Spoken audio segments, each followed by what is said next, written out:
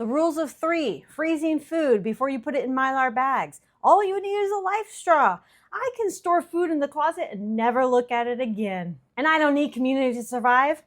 Let's talk about these myths and why they're all wrong.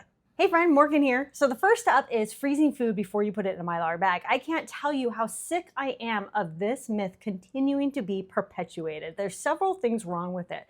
First of all, back in the day, I think people froze food because there used to be like a lot of bugs in it. Honestly, I've literally never frozen any food and never had any bugs.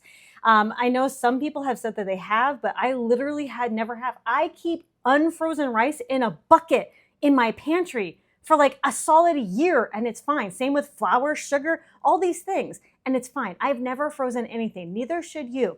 Freezing food, not only does it take a ton of time to put all that food, like let's say I have a 25-pound bag of beans that I need to put in the freezer. Who has the time and the space to be putting that much food in the freezer? And for days at a time, they want you to have it in there. And then you have to take it out and you have to lay it out flat to make sure that it's dry, because any trapped moisture has to go, has to be evaporated, has to be gone before you put it in the Mylar bag. That is all unnecessary. If your plan is to put your food in Mylar bags, guess what you're also doing? You're putting an oxygen absorber in that Mylar bag. Nothing can survive without oxygen. The oxygen absorber takes the oxygen out and nothing can survive. No bugs, there's no eggs, there's nothing that's surviving without oxygen. Even things like sugar and salt, you put it into the Mylar bag and it's still not going to survive not long. Like there's no new air coming in. They will die, okay? Stop freezing your food. Oh, the rules of 3. Boy, I used to rely on this. I think just like most everybody, right? We all used to rely on the rules of 3. But here's something that you need to think about. They're garbage. Okay. The thing is, people, it's just a catchy phrase. Oh, the rules of 3. It's 3 minutes without air, 3 minutes without water, 3 weeks without food, and 3 months without, oh yeah, it was like 3 hours without shelter. I always forget that one. Anyway, the point is, it's catchy, but it's completely wrong. Can you survive 3 days without water? Absolutely not. You're not surviving 3 days without water. You're slowly dying, okay? You should not be using the rules of 3 to be like, oh, I can be 3 days without water. No, everything starts shutting down even after just day 1. You become fatigued, headaches start kicking in. Your body literally starts shutting down.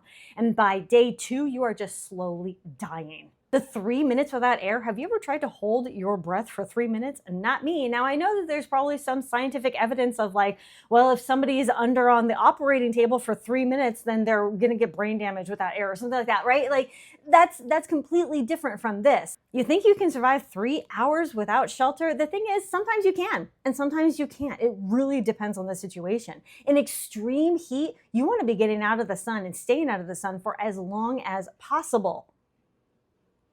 Snowstorms, absolutely. You need to get into cover maybe way sooner than before. You know, like people in negative 40, 50 degree weather, you may not be able to be out for a super long time. It just depends on your clothing, stuff like that. I could probably spend an entire video talking about how absolutely absurd the rules of 3s are. And I hate when people keep perpetuating them because it doesn't give you an actual outline of how to be prepared for those things. I do talk about the 72 hours, being prepared for 72 hours for 3 days. And I think that's pretty much the only rule of 3 you want, because you can take that framework of 3 days, the 72 hours, and then continue to replicate it. Not that you are only prepared for 72 hours, but that you are making the first 72 hours a goal, and then you're replicating that framework into more 72 hours so that you can get prepared for 2 weeks, 30 days, however long, way easier by focusing on just 72 hours at a time.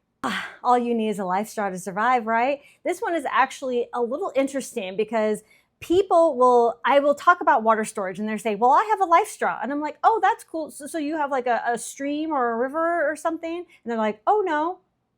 Oh, well, what are you planning on using that LifeStraw with? And they're like, oh, well, I just have it. Oh, okay. I think people have this misunderstanding that a LifeStraw is small, it is compact, it is absolutely not the best or anything that I ever recommend. But as far as water purification straws go, even the Sawyer or whatever, they're small and compact. So people just think of it as a bug out situation. But a lot of people have it for their home too, but they don't actually understand that that is just for water purification. It's not for storing water. It's not collecting water. It's not a water system. It's one thing.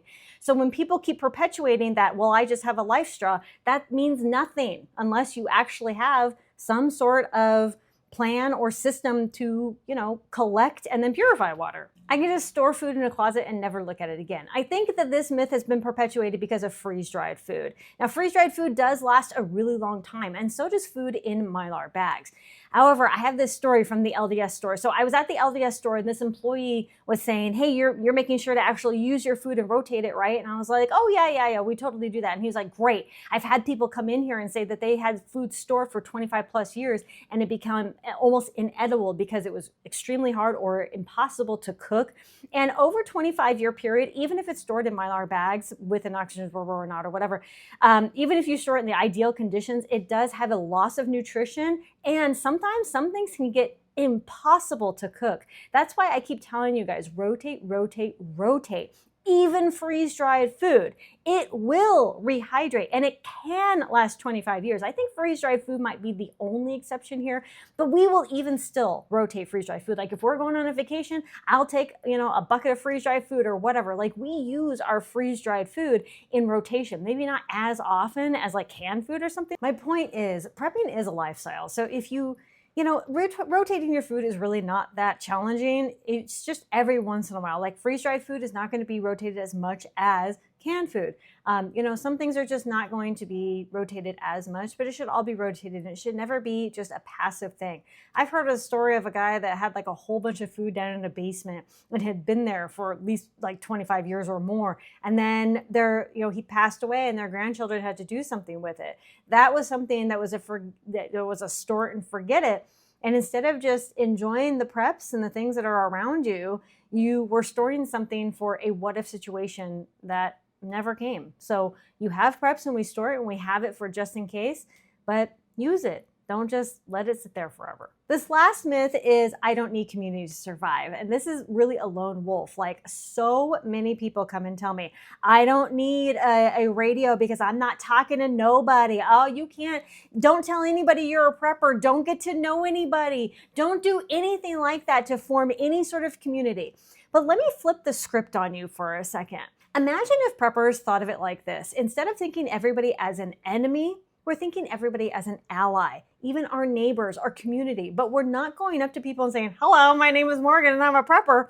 No, we're going up to people and saying, hello, my name is Morgan. What's your name? As a human being. We're getting to know people as people. If eventually the conversation turns to, hey, I have like a go bag or I have a plan. What do you have? Like, right, if you're that comfortable or that close to somebody, great. But if it doesn't, that's okay too.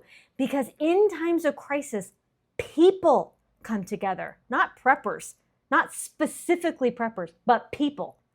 When you look at emergency disasters and the aftermath, you see people coming together, not specifically preppers. You see neighbors, friends, first responders, people, okay? So this is why it's so important to form a community. You don't ever have to tell anybody you're a prepper. People, your community, are not to be feared. We are to treat each other with respect, kindness, love, compassion, and to just treat each other like human beings. Think of people as allies, not as enemies. I'd love to hear from you. What are some other myths that you've heard? Or, of course, feel free to argue with me about how I feel about these prepper myths on how they need to die. Let me know your thoughts down in the comments and conquer tomorrow by preparing today. I'll talk to you later, friend. Bye.